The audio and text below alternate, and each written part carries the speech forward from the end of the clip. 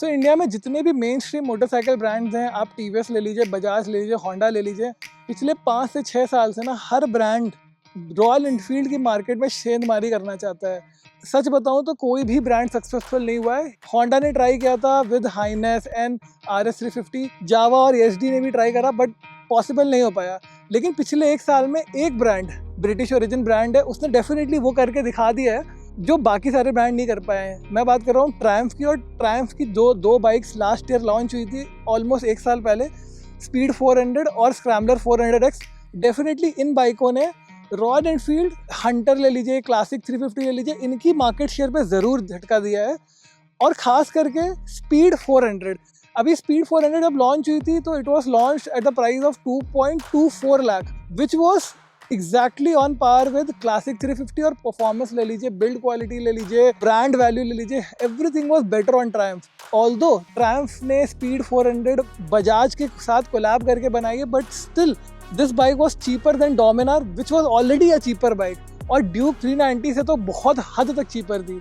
तो 2,20,000 रुपीज़ के प्राइस पे इतना प्रीमियम ब्रांड, एक ट्रायम्फ जैसा प्रीमियम लोगो और इतनी अच्छी बिल्ड क्वालिटी जो ट्रायम्फ ने करके दिखाया ना, और इसका दिखता भी है। मैं बैंगलोर में रहता हूँ और मुझे रोड पे हर दिन ना जाने कितनी ट्रायम्फ स्पीड 400 और स्क्रैम्बलर 400X दिखती है। तो गाइस ये बाइक मेरे फ्रेंड की है, और ऑल्दो मैं 1 साल से बहुत बार स्क्रैम्बलर 400X चला चुका हूँ, तो मैं ऑलमोस्ट इस प्लेटफॉर्म से बहुत फेमिलियर हूँ। पर ये बाइक भी मैं काफ़ी टाइम से चला चुका हूँ और आज भी मैं ड्राइव करके इस लोकेशन तक आया हूँ। सो गाइस सबसे पहले इस वीडियो में हम स्पीड 400 की design, style element, fit and finish के बारे में बात करेंगे, और day to day use case में कौन से डिज़ाइन एलिमेंट्स, फंक्शनैलिटी मुझे पसंद आई और कौन से नहीं पसंद आई ये भी डिस्कस करेंगे। और डिज़ाइन पर्सपेक्टिव से ये गोरिल्ला 450 और डोमिनार से कैसे कम्पीट करती है। Welcome back to our channel Gentleman on Motorcycle, and let's get started.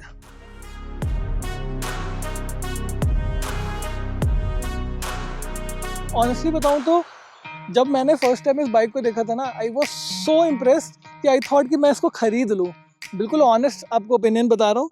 उस टाइम पे जब ये बाइक लॉन्च हुई थी, और इनफैक्ट आज भी इस प्राइस सेगमेंट में इससे अच्छी बिल्ड क्वालिटी अवेलेबल नहीं है।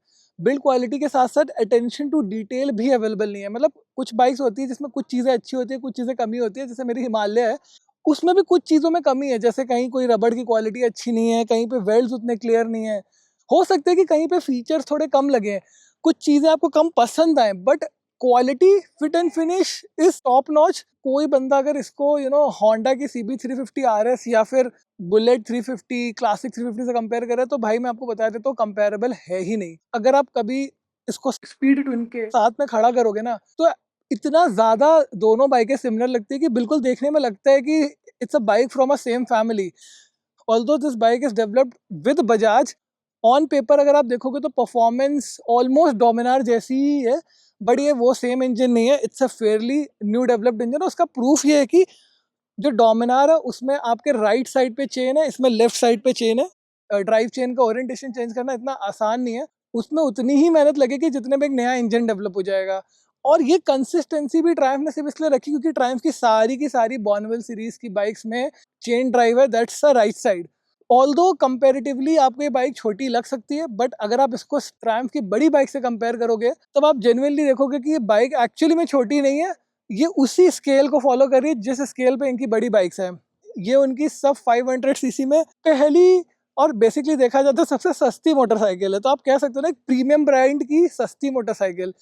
और दूसरी तरफ पे इंडिया में जो बाइक्स अवेलेबल है वो एक नॉन प्रीमियम ब्रांड की प्रीमियम बाइक। उसके अलावा मैं एक और चीज़ बोलूँगा, अगर सिर्फ गोल लाइट लगाने से कोई बाइक एक्चुअली में रेट्रो, न्यू रेट्रो नहीं बन जाती है। जैसे गोरिल्ला से आप कंपेयर करोगे तो उसमें रेट्रो के नाम पे ना सिर्फ लाइट ही गोल है, बाकी इससे मॉडर्न लुकिंग बाइक। 2024 या 2023 में अगर एक मेट्रो डिज़ाइन की बाइक बनानी है, ये मेरे हिसाब से मेरे माइंड में आने वाला परफेक्ट एस्थेटिक्स हो सकता है, जहाँ पे बाइक दिखने में कम्प्लीटली मॉडर्न है बट बहुत ही वेल बैलेंस्ड। बाइक की बहुत अच्छी लगती है, और बड़ी बाइक्स जो भी आप ट्रायम्फ की लोगे ना, उनमें भी यही सेम की आती है, तो बहुत अच्छी बात है। दोनों साइड ट्रायम्फ का लोगो है एंड फील्स वेरी गुड। सबसे पहले मैं इंजन की बात करता हूँ। इंजन का डिज़ाइन देखने में बहुत क्लीन लगता है और one of the most beautiful looking engine है इस कैटेगरी पे। मैं टोटल में रेट्रो बाइक्स की कैटेगरी में 3 इंजन को आज के डेट में बहुत ब्यूटीफुल मानता हूँ। एक ये, ऑब्वियसली एक रॉयल एनफील्ड का 650 CC engine that is very beautiful design, और अभी very recently launch BSS 650 that is also a very beautiful looking engine. ये इंजन फुल्ली मॉडल लगता है, ऑल्दो एयर फिन्स की कोई रिक्वायरमेंट नहीं है, it's a fake air fins, fake carburettor का डिजाइन है, बट फुल्ली रेट्रो बाइक का ही लुक देती है। ये जो क्लच केस है ना, it's a triangular shape which covers the logo of Triumph, वो मुझे बहुत अच्छा लगता है। यहाँ पे ये TR सीरीज 400cc एग्जैक्टली यहीं पे बॉर्नविल सीरीज की बाइक्स में भी इंजन कैपेसिटी लिखी होती है। तो ये कंसिस्टेंसी अक्रॉस द लाइन, ये एक आपको ना एक ब्रांड वैल्यू से एसोसिएट कराती है। आप उनकी अगर अभी अपकमिंग स्पीड ट्विन ले लो, उन सारी बाइक्स का डिजाइन एलिमेंट्स आपको इस बाइक में भी देखने को मिलेंगे। बट बाइक बहुत ही वेल प्रोपोर्शनेट है, कहीं से प्रोपोर्शंस में ऑड नहीं लगती है। डिजाइन की बात करूँ तो बाइक का ओवरऑल जो एस्थेटिक्स है वो बहुत स्लिम है, और अगर आप बहुत बैक टू बैक ना क्लासिक 350 से भी इस पे आओगे तो ये बाइक आपको छोटी लगने वाली है। और इस बाइक की जो दो एग्जैक्ट ऑन पेपर कॉम्पिटिटर है, गोरिल्ला 450 और डोमिनार भी इसकी एक कॉम्पिटिटर है, तो उन दोनों बाइकों से भी ये छोटी लगती है। उसके अलावा जो इसका ड्राइविंग पोस्चर बनता है वो भी बहुत ही न्यूट्रल, बहुत ही सेडेट, कंफर्टेबल पोस्चर बनता है, बहुत ज़्यादा एग्रेसिव पोस्चर नहीं बनता है जैसे आप कंपेयर कर सकते हो ड्यूक से। इनफैक्ट गोरिल्ला का राइडिंग पोस्चर भी इसके कंपैरिजन में एग्रेसिव है। दोनों बाइकों से कंपेयर करोगे तो इसके फुट पैक्स जो है वो थोड़े नीचे हैं, तो कहीं ना कहीं बहुत ज़्यादा एग्रेसिव कॉर्नरिंग नहीं कर पाओगे आप इसमें, जितनी आप ड्यूक 390 में कर सकते हो। खास करके जो सबसे बेस्ट चीज़ मुझे इस बाइक की दो चीज़ें तो लगती हैं। सबसे पहले तो obviously golden coloured front USD forks बहुत ब्यूटीफुल लगते हैं देखने में। उसके अलावा जो एग्जॉस्ट का डिज़ाइन है, मुझे पर्सनली मेटल फिनिश एग्जॉस्ट बहुत अच्छे लगते हैं। इसका डिज़ाइन बहुत अच्छा है और it looks like a single piece, although catalytic converter है बट बहुत अच्छी तरह से हिडन है, दिखता नहीं है दोनों ही साइड से। कोई भी यहाँ पे उन्होंने स्टैंपिंग नहीं करी है, जो कि बहुत अच्छी बात है। जैसे गोरिल्ला में यहाँ पे स्टैंपिंग है, वो मुझे अच्छा नहीं लगता है। उसके बाद ये जो रेडिएटर है, रेडिएटर का डिज़ाइन भी बहुत नीटली इंटीग्रेट करा गया है।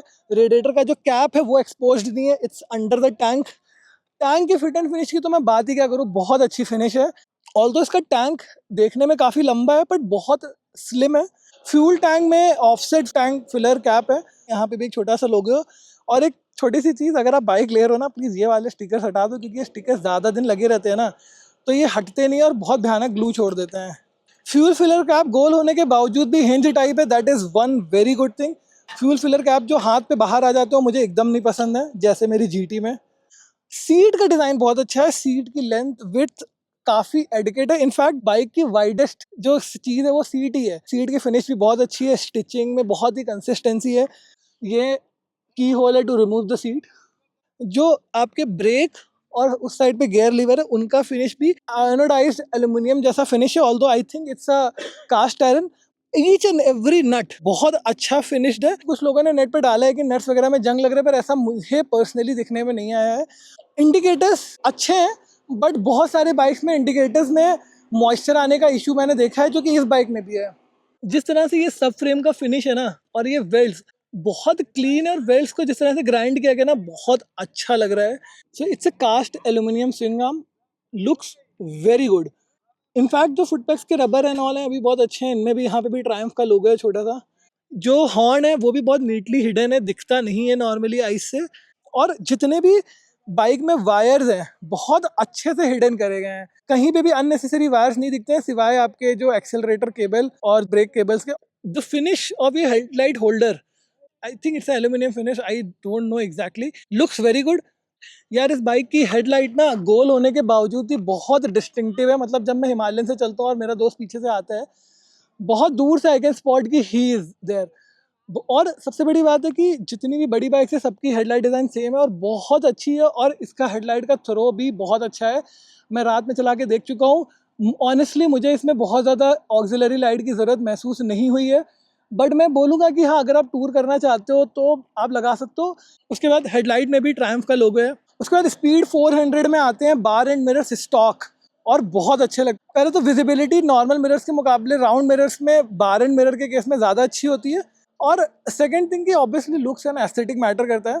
ऑल्दो इन मिरर्स के बारे में एक बात बोलूँ, 80 की स्पीड के ऊपर वाइब्रेट करते हैं और रियर व्यू जो इमेज है ना वो 80 के ऊपर ब्लरी हो जाती है। बहुत ज़्यादा टैक्टाइल स्विचेस हैं, यूज़ करने में बहुत ईजी है। मैं आपको हॉर्न की नॉइस सुनाता हूँ। उसके बाद मैं आपको स्पीडो कंसोल दिखाता हूँ। तो मुझे पर्सनली स्पीडो कंसोल का डिज़ाइन तो अच्छा लगता है, बट मुझे ये स्पीडो कंसोल अच्छा नहीं लगता है।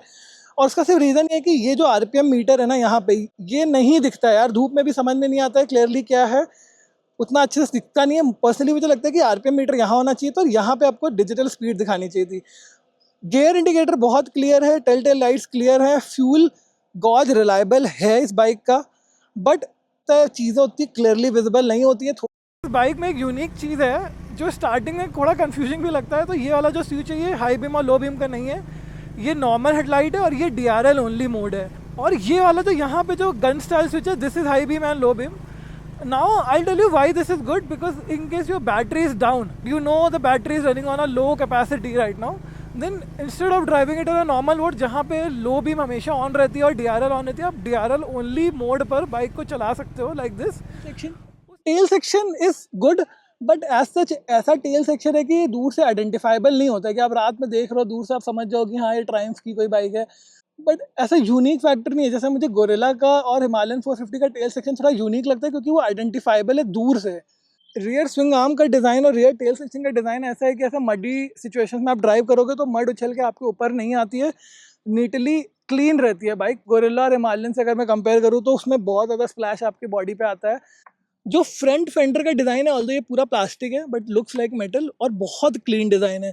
और ये वाला जो प्लास्टिक एलिमेंट है ना, इट्स फिनिश वेरी वेल। यहाँ पे छोटा सा विंड डिफ्लेक्टर भी है जिससे आपका सस्पेंशन उतना गंदा ना हो। जिनको ये प्रॉब्लम है कि बाइक छोटी है वो डेफिनेटली स्क्रैम्बलर 400X ले सकते हैं, वो बाइक एकदम छोटी नहीं लगती है, it looks big.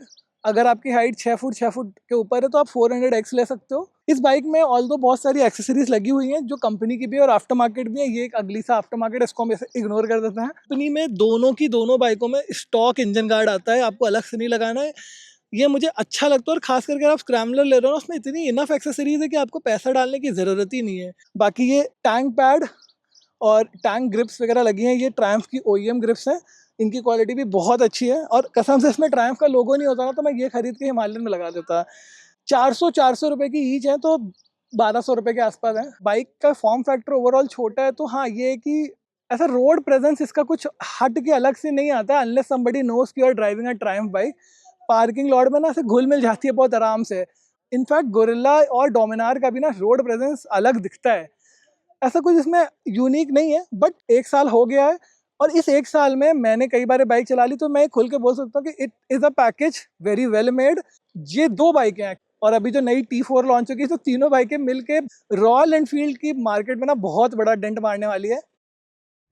So guys, क्योंकि ये वीडियो मेरा बहुत लंबा हो रहा था पर मैं कोई भी छोटे से छोटा पॉइंट में मिस नहीं करना चाहता था, इसलिए मैंने डिसाइड किया कि मैं इस वीडियो को 2 पार्ट में बनाऊंगा। तो ये पहला पार्ट सिर्फ बाइक की डिज़ाइन और डिटेल्स के बारे में था। सेकंड पार्ट जो मैं जस्ट नेक्स्ट दिन अपलोड कर दूंगा, that will be all about how it ride, performance, specs और क्या क्या प्रॉब्लम्स मुझे या फिर मेरे दोस्त को बाइक की ओनरशिप में फेस हुई हैं। सो गाइस, ये वीडियो मैं अभी फ़िलहाल के लिए यहीं पर एंड करता हूँ। आपको ट्रायम्फ स्पीड 400 से कोई क्वेश्चन है तो please do put down in the comment section below. And guys, please go to our Instagram channel as well. I keep on posting lot of stuff there also, and please do like, share and subscribe. It keeps us motivated. And thank you for watching this video. Bye bye, take care.